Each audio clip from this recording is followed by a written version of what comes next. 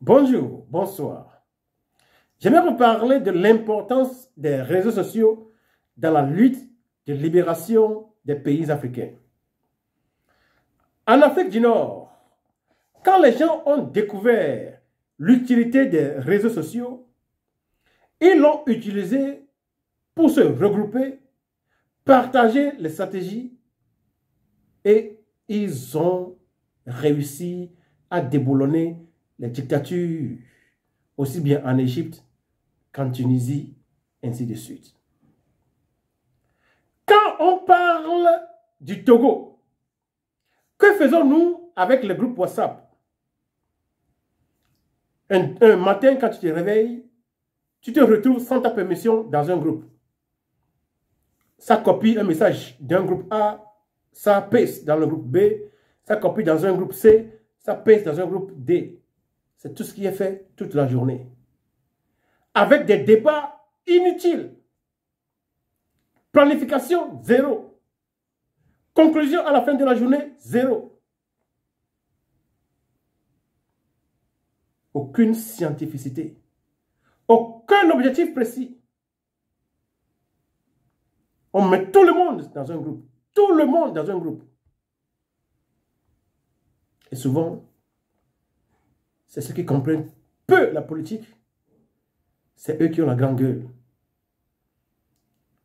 C'est eux qui viennent avec les émotions. Or, la politique est une science. Ça fait pitié. Et les soi-disant administrateurs des groupes. Quelqu'un, parce qu'il a créé un groupe, il se tague le droit d'injurier les uns et les autres. Et quand on le trouve du répondant, il te nettoie du groupe immédiatement. Ça revient à la pratique de la dictature. Mais quand vous demandez à une telle personne, elle va vous dire qu'elle est en train de lutter pour la démocratie. Mais elle-même est un dictateur patenté. Ça rejoint la théorie de l'objet de Alfred Adler. Les gens qui ont été abusés dans leur enfance, quand ils grandissent, ils ont la tendance d'adopter le comportement de l'abuseur. Ça veut dire que ceux qui ont été abusés, quand ils grandissent, ils abusent eux aussi les autres. Pour avoir été abusé pendant 50 ans par le régime Epetewini, nombreux sont les Togolais qui ont intériorisé le comportement de ce régime sans s'en rendre compte.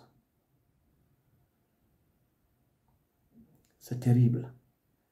Il faut douter de vos comportements.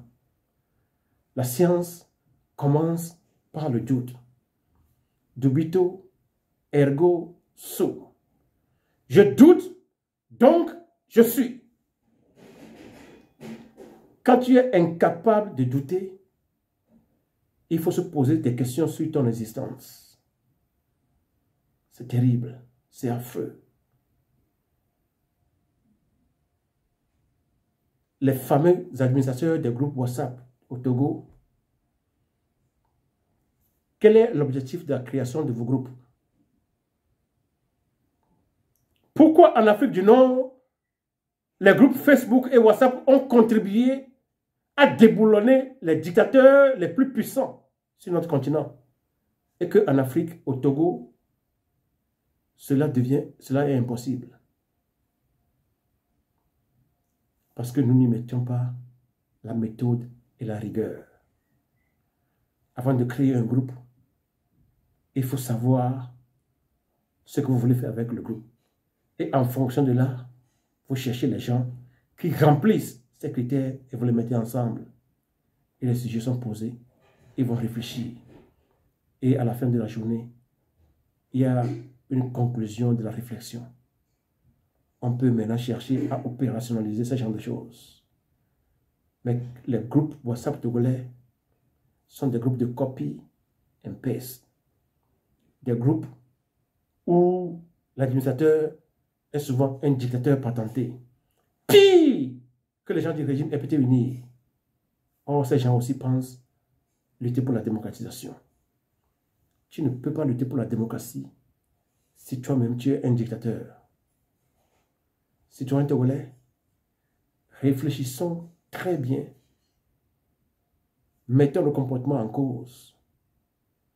Demandons-nous, pourquoi est-ce que le régime RPT uni continue de maintenir notre peuple, notre pays sous sa coupe, après 54 ans? Pourquoi? Chacun porte en lui une partie de la responsabilité. Souvent, il y a des gens qui me disent que oui, les partis politiques ne peuvent pas se mettre ensemble parce qu'ils ont des idéologies différentes. Parce que vous avez des idéologies différentes, c'est pourquoi vous ne pouvez pas vous mettre ensemble. Il y a combien de milliards d'habitants sur la Terre? Au moins 7 ou 8 milliards d'habitants sur la Terre. L'empreinte digitale, elle est toujours différente parmi les 8 milliards de personnes. Ça veut dire que aussi longtemps qu'on sera sur la Terre, il y aura toujours des différences. Mais quelqu'un qui ne peut pas dépasser la différence pour chercher ce qu'on appelle le commonality, les choses qui vous unissent pour atteindre un objectif, ces individus n'ont rien à foutre dans la politique. Parce que la politique, il s'agit des affaires de la cité. Et quand on parle de la cité, on parle déjà d'un grand nombre, avec des intérêts divergents. Et pour ce faire, il faut toujours chercher un dénominateur commun. Mais au Togo, on cherche toujours à regarder dans la même direction. Parce que le régime FTVNI a dit aux gens, il faut regarder dans la même direction. Si vous ne regardez pas dans la même direction, vous ne pouvez pas travailler ensemble au Togo. C'est triste qu'on soit à un tel niveau si bas. Parce que c'est de la divergence que jaillit la lumière. Pour faire des recherches aujourd'hui dans les grandes universités, on met des chercheurs de diverses facultés ensemble. Le sociologue, le politologue, l'historien ont fait une équipe composée de diverses compétences. On les met ensemble. Souvent, le résultat auquel ils arrivent est merveilleux. La question de savoir, est-ce que les gens ont une certaine compétence? Avant de créer un groupe, cherchez les gens qui ont une certaine compétence avant de les mettre ensemble. Et le comportement de l'administrateur doit être un comportement démocratique.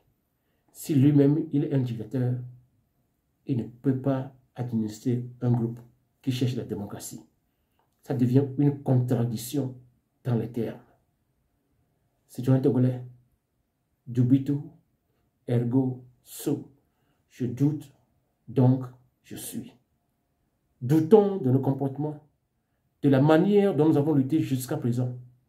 Mettons-nous en question.